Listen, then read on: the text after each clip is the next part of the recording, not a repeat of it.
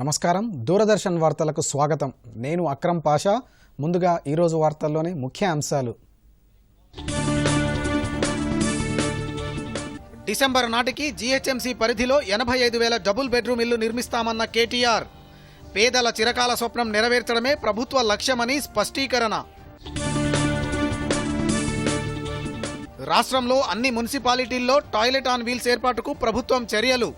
సామాజిక టాయిలెట్ల నిర్మాణంపై దృష్టి సారించామన్న మంత్రి శ్రీనివాస్ గౌడ్.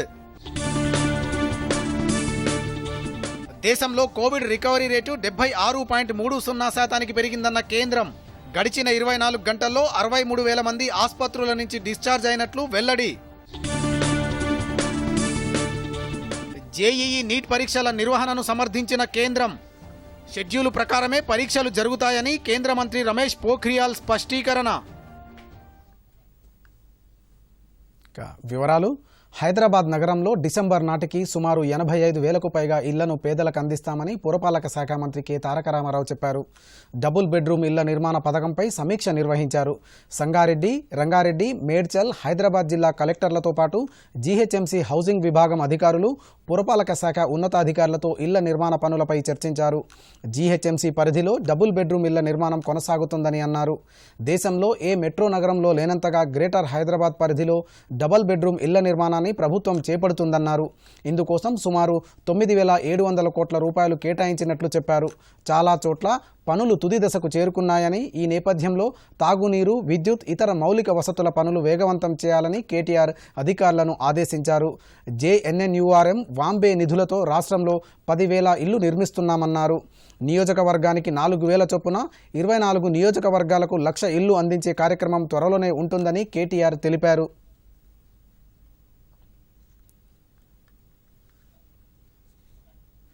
జేఈఈ నీట్ పరీక్షల నిర్వహణను కేంద్ర ప్రభుత్వం సమర్థించింది. విద్యార్థుల భవిష్యత్తును దృష్టిలో పెట్టుకుని పరీక్షల నిర్వహణకు సమాయత్తమైనట్లు కేంద్ర విద్యాశాఖ మంత్రి రమేష్ పోఖ్రియాల్ తెలిపారు. ఇప్పటికే 85% మంది విద్యార్థులు అడ్మిట్ కార్డులను డౌన్లోడ్ చేసుకున్నారని దూరదర్శన్కు ఇచ్చిన ప్రత్యేక ఇంటర్వ్యూలో తెలియజేశారు. జేఈఈ నీట్ పరీక్షల నిర్వహణపై ఆలస్యంపై విద్యార్థులు ఆందోళన చెందుతున్నారని, ఈ పరీక్షల కోసం ఇంకా ఎన్ని రోజులు చదవాలనే భావన వారి మనస్సుల్లో నాటుకుపోయిందని పేర్కొన్నారు. జేఈఈ పరీక్షకు 8,58,000 మంది తమ పేర్లను నమోదు చేసుకున్నారని చెప్పారు. వారిలో 7,25,000 మంది విద్యార్థులు అడ్మిట్ కార్డులను డౌన్లోడ్ చేసుకున్నారని చెప్పారు. విద్యార్థుల భద్రతే తమకు ప్రాధాన్యమని పేర్కొన్నారు.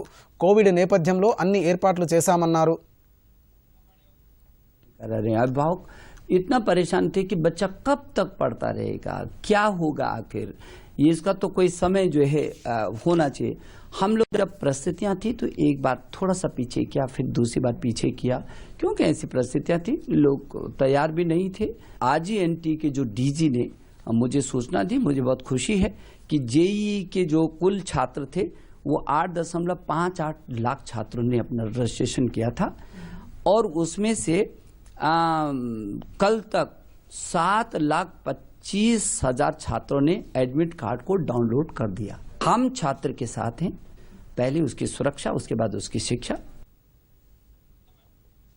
సెప్టెంబర్లో జరిగే నీట్, జేఈఈ ప్రవేశ పరీక్షలకు కేంద్రాలను గణనీయంగా పెంచారు. జేఈఈ మెయిన్స్ పరీక్షకు 570 నుండి 660 వరకు, నీట్ పరీక్షకు 2,546 నుండి 3,843 పరీక్ష కేంద్రాలు పెంచినట్లు నేషనల్ టెస్టింగ్ ఏజెన్సీ ఎన్టీఏ తెలియజేసింది. అలాగే విద్యార్థులు హాజరయ్యే షిఫ్టులను 8 నుండి 12కు పెంచినట్లు తెలిపింది.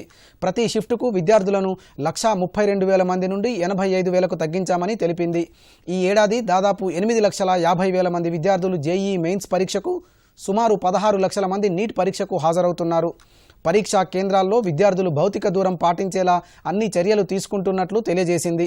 ఎన్టీఏ తీసుకున్న నిర్ణయం మేరకు తెలంగాణలో నీట్ పరీక్ష కేంద్రాలు 79 నుండి 112కు పెరిగాయి. హైదరాబాద్, కరీంనగర్, ఖమ్మం, రంగారెడ్డి, వరంగల్ జిల్లాల్లో పరీక్షా కేంద్రాలు ఏర్పాటు చేస్తున్నారు. కోవిడ్ నేపథ్యంలో జేఈఈ నీట్ పరీక్షలను వాయిదా వేయాలని పలు రాష్ట్రాలు కేంద్రానికి విజ్ఞప్తి చేశాయి. వచ్చే నెలలో ఈ పరీక్షలను నిర్వహించాలన్న ప్రభుత్వ నిర్ణయాన్ని వ్యతిరేకిస్తున్నాయి. జేఈఈ నీట్ పరీక్ష తేదీలను వాయిదా వేయాలని పశ్చిమ బెంగాల్ సీఎం మమతా బెనర్జీ ప్రధానమంత్రి నరేంద్ర మోదీకి విజ్ఞప్తి చేశారు. దేశంలో కరోనా రికవరీ రేటు 76.30% చేరింది. వైరస్ నుంచి కోలుకొని 63,000 మంది ఆసుపత్రుల నుంచి డిశ్చార్జ్ అయ్యారు. దేశవ్యాప్తంగా కొత్తగా 67,151 కరోనా కేసులు నమోదయ్యాయి. 1,059 మరణాలు నమోదయ్యాయి. మొత్తం కేసుల సంఖ్య 32,34,474గా ఉన్నట్లు కేంద్ర వైద్య ఆరోగ్య శాఖ అధికారులు తెలిపారు. ప్రస్తుతం యాక్టివ్ కేసులు సుమారు 7 లక్షలు ఉన్నాయని పేర్కొంది. కాగా దేశవ్యాప్తంగా 8,23,992 కరోనా పరీక్షలు నిర్వహించారు. దీంతో మొత్తం టెస్టులు 3,76,00,000 దాటాయని ఐసీఎంఆర్ వెల్లడించింది. ఇదిలా ఉండగా రాష్ట్రంలో కరోనా కేసులు పెరిగి 3,000 దాటాయి. కొత్తగా 3,018 కేసులు బయటపడ్డాయి. రాష్ట్రంలో ఒక్కరోజులో కేసులు 3,000 దాటడం ఇదే మొదటిసారి. జీహెచ్ఎంసీ పరిధిలో 475 కేసులు నమోదయ్యాయి. కాగా మొత్తం కోవిడ్ కేసుల సంఖ్య 111,688కి చేరింది. వారిలో 85,000 మందికి పైగా కరోనా నుంచి కోలుకున్నారు. కోవిడ్ రికవరీ రేటు 76.30%గా ఉన్నట్లు రాష్ట్ర వైద్య ఆరోగ్య శాఖ హెల్త్ బులెటిన్లో తెలిపింది. రాష్ట్రంలో అన్ని మున్సిపాలిటీల్లో టాయిలెట్ ఆన్ వీల్స్ ఏర్పాటు చేసేందుకు రంగం సిద్ధం చేస్తున్నామని ఎక్సైజ్ క్రీడా శాఖ మంత్రి శ్రీనివాస్ గౌడ్ వెల్లడించారు. మహబూబ్ నగర్ జిల్లా కేంద్రంలోని తెలంగాణ చౌరస్తాలో నారాయణపేట ఎమ్మెల్యే రాజేందర్ రెడ్డితో కలిసి షీ మొబైల్ బయో టాయిలెట్స్ను ప్రారంభించారు. బహిరంగ మలమూత్ర విసర్జన రహిత పట్టణాల సాధనలో భాగంగా ప్రభుత్వం భారీ సంఖ్యలో వ్యక్తిగత మరుగుదొడ్లను నిర్మించిందని అన్నారు. ప్రస్తుతం సామాజిక టాయిలెట్ల నిర్మాణంపై దృష్టి సారించామని తెలిపారు. ప్రతి 1000 మంది జనాభాకు ఒక పబ్లిక్ టాయిలెట్ నిర్మించాలని లక్ష్యంగా పెట్టుకున్నామని పేర్కొన్నారు. ఆర్టీసీ డిపోల నుంచి కాలం చెల్లిన బస్సులను తీసుకొని షీ టాయిలెట్లుగా మార్చాలని వివరించారు. వీటి రద్దీ మార్కెట్లు, పర్యాటక ప్రాంతాలు, పార్కులు, ప్రార్థనా మందిరాలు, నిర్మాణాలు జరుగుతున్న ప్రాంతాలు, వారాంతపు అంగళ్ళు వంటి ప్రాంతాలకు తరలించవచ్చని పేర్కొన్నారు. మహబూబ్ నగర్లోని నవోదయ ఆసుపత్రిలో కోవిడ్ సెంటర్ను మంత్రి శ్రీనివాస్ గౌడ్ ప్రారంభించారు. తెలంగాణ రాష్ట్రం వచ్చిన తర్వాత పురపాలక శాఖ మంత్రి కేటీఆర్ గారు చాలా పట్టణాల్లో టాయిలెట్స్ కట్టడానికి టాయిలెట్స్ కడుతున్నా కొన్ని సంతల దగ్గర కొంత గుమిగూడిన ప్రదేశాలు అనుకోకుండా ఏదైనా మీటింగ్లు అయినా కూడా అక్కడ వచ్చిన మహిళలు నానా అవస్థలు పడుతూ ఉంటారు. అందుకే ఈ మొబైల్ టాయిలెట్స్ ఉండాలని చెప్పి తెలంగాణ రాష్ట్రంలోనే మొట్టమొదటి టాయిలెట్ని కోసిగి టౌన్లో గత 3 నెలల క్రితం అక్కడ ప్రారంభించినాం. కోసిగిలో కూడా చాలా ఇబ్బందులు ఉన్నాయి. కోటి మార్కెట్ దగ్గర ఆడ మహిళల యొక్క ఇబ్బందులు చూసి ఇమ్మీడియట్గా ఏర్పాటు చేయాలని చెప్పి కోసిగిలో చేయడం జరిగింది. ఆ తర్వాత రెండవది ఇప్పుడు మావునార్లో 2 వస్తున్నాయి. ఒకటి ఓన్లీ మహిళల గురించి, ఒకటి కంబైన్డ్గా. ఇందులో అక్కడ క్యాంటీన్ ఉంటుంది, టీ అమ్ముకోవచ్చు, బట్టలు అమ్ముకోవచ్చు, హ్యాండ్లూమ్ స్టాల్ ఉంటుంది, టీ స్టాల్ ఉంటుంది, ఫుల్ శానిటైజ్ చేసి ఉంటుంది. మార్కెట్ దగ్గర కానీ ఇంకెక్కడైనా ఫంక్షన్స్ ఓ పెద్ద గ్యాదరింగ్ ఉన్నా కానీ, లేదా ఏదైనా పెళ్లిలు అవుతుంటాయి, ఇంటి దగ్గర ఏదైనా ఫంక్షన్స్ అవుతుంటాయి, వాళ్ళు అడిగినా కూడా అక్కడ పోయి పెట్టడానికి, మహిళల ఆత్మగౌరవాన్ని ప్రతీకగా వాళ్ళకి ఇబ్బందులు లేకుండా ఉండడానికి ఈ మొబైల్ షీ టాయిలెట్స్ ఏర్పాటు చేయడం జరిగింది. ఇంకా విస్తరిస్తాం. కేటీఆర్ గారు హైదరాబాద్లో కూడా ఇంకా 200-300 పెట్టాలని ప్లాన్ చేస్తూ ఉన్నారు. ప్రతి టౌన్లో కూడా మేము మహిళల గురించి షీ టాయిలెట్స్ ఇట్లా బస్సులు ఏర్పాటు చేసి, పాత బస్సులు కొనుగోలు చేసి అందులో ఇట్లా ఏర్పాటు చేసి ప్రజలకు అందుబాటులో ఇస్తాం. ఆ వాడుకున్న వాళ్ళందరూ పరిశుభ్రంగా ఉంచుకోవాలి. ఇది పైన సోలార్ ప్యానెల్ ఉంటుంది, సోలార్ లైటింగ్ ఉంటుంది, టీ స్టాళ్ళు, హ్యాండ్లూమ్ స్టాళ్ళు, అడ్వర్టైజ్మెంటు, ఇవన్నీ దానిలతో సెల్ఫ్ సస్టైనెన్స్ మీద నిలబడడానికి నామినల్ దాని మీద ఇవి నడిపిస్తాం. మారటోరియం వ్యవధిలో రుణాలపై వడ్డీ చెల్లింపు విషయంలో కేంద్ర ప్రభుత్వ వైఖరి స్పష్టం చేయాలని సుప్రీంకోర్టు ఆదేశించింది. 6 నెలల మారటోరియం వ్యవధిలో రుణాలపై వడ్డీ, ఆ వడ్డీపై వడ్డీ విధించడంపై దాఖలైన పిటిషన్పై జస్టిస్ అశోక్ భూషణ్ నేతృత్వంలోని ధర్మాసనం విచారణ చేపట్టింది. సంక్షోభ సమయంలో వ్యాపార ధోరణితో ఆలోచించవద్దని, ప్రజల ఇబ్బందులను కూడా దృష్టిలో ఉంచుకోవాలని కేంద్రానికి సూచించింది. మారటోరియం ప్రయోజనాలు ప్రజలకు చేరేలా చూడాలని ఆదేశించింది. కేంద్రం తరపున సోలిసిటర్ జనరల్ తుషార్ మెహతా కేంద్రం తరపున సుప్రీంకోర్టులో దీనిపై ప్రభుత్వ స్పందనను తెలియజేయడానికి 1 వారం గడువు ఇవ్వాలని కోరారు. సెప్టెంబర్ 1 వరకు ప్రభుత్వం తన స్పందనను తెలియజేయాలని ఆదేశించింది. కరోనాతో ఆదాయాలు తగ్గిన వారికి ఉపశమనం కలిగించేందుకు ఆర్బీఐ మారటోరియం వసతి కల్పించిన విషయం తెలిసిందే. అయితే ఆ వ్యవధిలో రుణాలపై వడ్డీ వసూలు చేయడం, ఆ వడ్డీపై వడ్డీ విధించడం వల్ల లాభమేమీ ఉండదని పలువురు సుప్రీంకోర్టును ఆశ్రయించారు.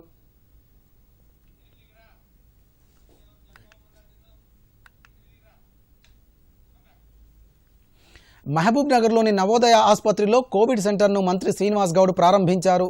మహబూబ్ నగర్ జనరల్ ఆసుపత్రిలో 200 కోవిడ్ వార్డు పడకలతో ఎస్వీఎస్ ఆసుపత్రిలో మరో ప్రత్యేక కోవిడ్ వార్డు ఉండగా వీటికి అదనంగా నవోదయ ఆసుపత్రిలో కోవిడ్ వార్డు అందుబాటులోకి తెచ్చారు. ఈ సందర్భంగా శ్రీనివాస్ గౌడ్ మాట్లాడుతూ మహబూబ్ నగర్ జిల్లాలో కరోనా వ్యాధి ప్రబలుతున్న నేపథ్యంలో ప్రభుత్వ ఆసుపత్రితో పాటు ప్రైవేటు ఆసుపత్రుల్లో కూడా కోవిడ్ వార్డులను ప్రారంభించామని చెప్పారు. జిల్లాలోని కరోనా బాధితులు హైదరాబాద్ వెళ్లకుండా స్థానికంగానే చికిత్స అందించేలా ప్రభుత్వం అన్ని ఏర్పాట్లు చేసిందని తెలిపారు.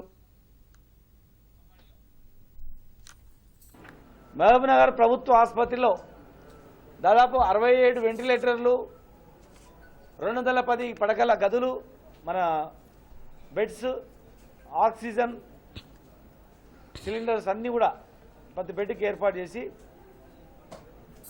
ఎస్వీఎస్లు కూడా ఏర్పాటు చేసినా కూడా మరి ఉమ్మడి జిల్లాలో కాకుండా ఆంధ్రప్రదేశ్ కర్నూలు నుంచి కూడా ఇక్కడ రావడం జరుగుతూ ఉంది. రాయచూర్, గుల్బర్గ్ నుంచి కూడా ఇక్కడ రావడం జరుగుతూ ఉంది. జనాభా ఎక్కువ వస్తుంది కనుక ఈ గవర్నమెంట్లో ఎన్ని బెడ్లు పెట్టినా సరిపోదు. ప్రైవేట్ హాస్పిటల్లో వాళ్ళు ముందుకు రమ్మంటే వాళ్ళు కూడా భయపడతా ఉన్నారు. ఇది మెయింటైన్ చేయాలంటే చాలా కష్టం.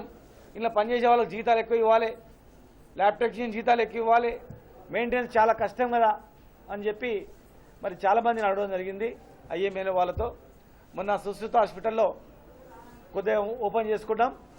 మరి ఈరోజు ఒక మెడికల్ కళాశాలకు అనుబంధంగా ఉన్నటువంటి హాస్పిటల్ నవోదయ హాస్పిటల్, మా రాజేంద్ర రెడ్డి గారు ఆధ్వర్యంలో నడుస్తున్న హాస్పిటల్లో వారిని అడగగానే మరి మీలాంటి వాళ్ళు ముందుకు రాకపోతే ఎట్లా, ప్రజల్లో ఉన్నటువంటి వాళ్ళ మనమే ముందుండాలి అని చెప్పగానే వెంటనే వాళ్ళందరితో మాట్లాడి ఈరోజు ఏర్పాటు చేయడం జరిగింది. హైదరాబాదులో ఏ రకమైనటువంటి చికిత్స ఉంటుందో, హైదరాబాద్లో ఏ రకమైనటువంటి అన్ని సౌకర్యాలు ఈ నవోదయ హాస్పిటల్లో ఉంటాయి. అపోలో హాస్పిటల్లో ఏ రకమైన వైద్యం అందిస్తారో మా నవోదయాలు కూడా అలాంటి వైద్యం అందిస్తారు. పేదవాళ్ళు ఉంటే గవర్నమెంట్ హాస్పిటల్ పోండి, లేదు ఇంకెవరైనా పోదలుచుకుంటే పోండి, అక్కడ ఫుల్ బెడ్లు ఫుల్ అయినా ఇక్కడ రండి, లేదు హైదరాబాద్లో ప్రైవేట్లోనే మాకు మంచిగా ఉండాలి, ఒక మంచి రూమ్లు ఉండాలి, ప్రైవేట్లో అయితేనే నిర్మించుకుంటాం అనుకునే వాళ్ళు ఉన్న వాళ్ళు ఖచ్చితంగా నవోదయాలకు రావాలి.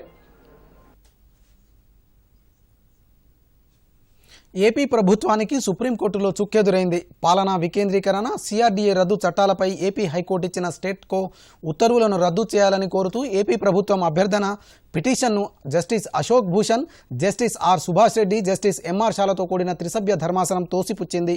ఈ కేసుపై హైకోర్టులో విచారణ జరుగుతున్న దశలో జోక్యం చేసుకోలేమని సుప్రీంకోర్టు తేల్చి చెప్పింది. 3 రాజధానుల వ్యవహారంపై హైకోర్టులో విచారణ ఉన్నందున తమ వద్దకు రావడం సరికాదని సుప్రీంకోర్టు అభిప్రాయపడింది. నిర్ణీత గడువులోపు హైకోర్టులో విచారణ ముగించేలా ఆదేశించాలని ఏపీ ప్రభుత్వం కోరగా విచారణ ముగింపునకు గడువు విధిస్తూ ఆదేశించలేమని సర్వోన్నత న్యాయస్థానం స్పష్టం చేసింది. మాజీ ప్రధాని పివి నరసింహారావు శత జయంతి ఉత్సవాల్లో భాగంగా హైదరాబాద్లో తెలంగాణ జాగృతి ఆధ్వర్యంలో తెలంగాణ తేజం మన పివి పేరుతో సమాలోచన సభ నిర్వహించారు. దేశానికి, రాష్ట్రానికి పివి నరసింహారావు చేసిన సేవలు, చేపట్టిన సంస్కరణలపై ఈ సభలో చర్చించారు. తెలంగాణ జాగృతి అధ్యక్షురాలు కవిత ఈ సభలో మాట్లాడుతూ పివి నరసింహారావు బహుముఖ ప్రజ్ఞాశాలి అని, నేటి రాజకీయ నాయకులు పివి మార్గదర్శకులని అన్నారు. ప్రస్తుతం ఉన్న లుక్ కల్చర్ను బుక్ కల్చర్గా మార్చేందుకు జాగృతి నిర్వహిస్తున్నామన్నారు. పివి శత జయంతి ఉత్సవాల సందర్భంగా పివి బుక్ క్లబ్ను ప్రతి నెలా నిర్వహిస్తామన్నారు. పివి కుమార్తె వాణి మాట్లాడుతూ 30 సంవత్సరాల క్రితం పివి చేసిన సంస్కరణలు నేటి సమాజం అనుభవిస్తుందని అన్నారు. టీఆర్ఎస్ సీనియర్ నాయకుడు కేకే మాట్లాడుతూ పివి స్మృతులు భావితరాలకు తెలియజేసే విధంగా రాష్ట్ర ప్రభుత్వం ఏర్పాట్లు చేస్తుందని అన్నారు. వచ్చే జూన్ 28 నాటికి పివి మెమోరియల్ ప్రారంభిస్తామన్నారు. మైనారిటీ ప్రభుత్వం ఉండి అంటే ఎన్ని రకాల కష్టాలు ఉండొచ్చో అన్ని రకాల కష్టాలలో పివి నరసింహారావు గారు ప్రధానమంత్రి పదవిని అధిరోహించారు. కానీ మన తెలంగాణ వారికి ఉండేటటువంటి గొప్పతనం, అది మేధస్సు కావచ్చు, ఇంకోటి కావచ్చు, అవన్నీ నంబర్ 2. కానీ తెలంగాణ వాళ్ళకు ఉండేటటువంటి అత్యంత శక్తివంతమైనటువంటి టూల్ నా ఉద్దేశంలో మాత్రం పెద్ద మనసు. ఆ పెద్ద మనసు ఉంటే ఏదన్నా సాధించవచ్చు, ఎంతన్నా ఆలోచన చేయొచ్చు, ఎక్కడికన్నా వెళ్ళవచ్చు. పివి నరసింహారావు గారికి ఉన్నటువంటి ఆ గొప్ప మనసుతోని 5 సంవత్సరాలు ఎంతో సంయమనంతో పూర్తి కాలం వారు పదవిని నిర్వహించడం, ప్రభుత్వాన్ని నడిపించడం, దేశాన్ని గాడిన పడేయడం, అన్నిటికన్నా ఎక్కువ ఒక యువ రాజకీయ నాయకురాలుగా నాకు బాగా నచ్చినటువంటి అంశం టెర్రరిస్టులు ఎన్నోసార్లు ఆ సమయంలో దేశంలో ఇబ్బంది పెట్టినా కూడా ఎన్నడూ కూడా వారి యొక్క డిమాండ్స్ మాత్రం పివి నరసింహారావు గారు ఒప్పుకోలేదు. పివి గారు సక్సెస్ఫుల్ అనేసి ఆయన పోవడం అందరు చేస్తానే ఉన్నాం. ప్రతి సభలో నేను పోతా ఉంటే ప్రతి వాళ్ళు ఏదో ఒక కోణం నుంచి చెప్తా ఉన్నాం. అయితే ఆ కోణం ఉన్నప్పటికీ దాన్ని సమో అండర్ రైట్ చేశారు. కొంచెం అంతా అండర్ స్కోరింగ్ అయింది. ఎక్కడనో ఏదో తప్పు జరిగిందో ఏం జరిగిందో మనందరికీ తెలుసు. పొలిటికల్గా ముఖ్యమంత్రి గారు కూడా దాని గురించి చెప్పడం జరిగింది. సమయం వచ్చినప్పుడు దాన్ని మాట్లాడదాం అనుకున్నారు. అయితే ఆయనని అండర్ ఎస్టిమేట్ చేశారా లేకపోతే క్రౌడ్ చేశారా తెలియదు. కానీ కరోనా వైరస్ విస్తరిస్తున్న నేపథ్యంలో పేద మధ్యతరగతి ప్రజలను ఆదుకునేందుకు కేంద్ర ప్రభుత్వం ప్రవేశపెట్టిన ప్రధానమంత్రి గరీబ్ కళ్యాణ్ అన్న యోజన పథకం పేద ప్రజలకు వరంగా మారింది. జగిత్యాల జిల్లాలో పట్టణ గ్రామీణ ప్రాంతాల్లో ఈ పథకం నిర్విరామంగా కొనసాగుతోంది. కుటుంబంలోని ఒక్కో వ్యక్తికి 5 కిలోల బియ్యం, కిలో కందిపప్పు ఉచితంగా పంపిణీ చేస్తున్నారు. కరోనా మహమ్మారి ఉన్న కష్టకాలంలో తినడానికి తిండి అయినా పెట్టాలనే ఉద్దేశంతో ఈ పథకాన్ని జూలై నుంచి నవంబర్ వరకు పొడిగించారు.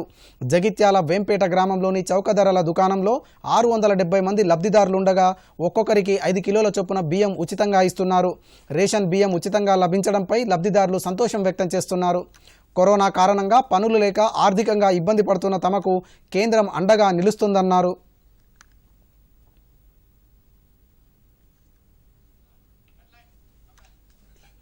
ముఖ్యాంశాలతో వార్తలు ముగిద్దాం. నమస్కారం. డిసెంబర్ నాటికి జీహెచ్ఎంసీ పరిధిలో 85,000 డబుల్ బెడ్రూమ్ ఇల్లు నిర్మిస్తామన్న కేటీఆర్. పేదల చిరకాల స్వప్నం నెరవేర్చడమే ప్రభుత్వ లక్ష్యమని స్పష్టీకరణ. రాష్ట్రంలో అన్ని మున్సిపాలిటీల్లో టాయిలెట్ ఆన్ వీల్స్ ఏర్పాటుకు ప్రభుత్వం చర్యలు. సామాజిక టాయిలెట్ల నిర్మాణంపై దృష్టి సారించామన్న మంత్రి శ్రీనివాస్ గౌడ్. దేశంలో కోవిడ్ రికవరీ రేటు 76.30% పెరిగిందన్న కేంద్రం. గడిచిన 24 గంటల్లో 63,000 మంది ఆసుపత్రుల నుంచి డిశ్చార్జ్ అయినట్లు వెల్లడి. జేఈఈ నీట్ పరీక్షల నిర్వహణను సమర్థించిన కేంద్రం. షెడ్యూల్ ప్రకారమే పరీక్షలు జరుగుతాయని కేంద్ర మంత్రి రమేష్ పోఖ్రియాల్ స్పష్టీకరణ.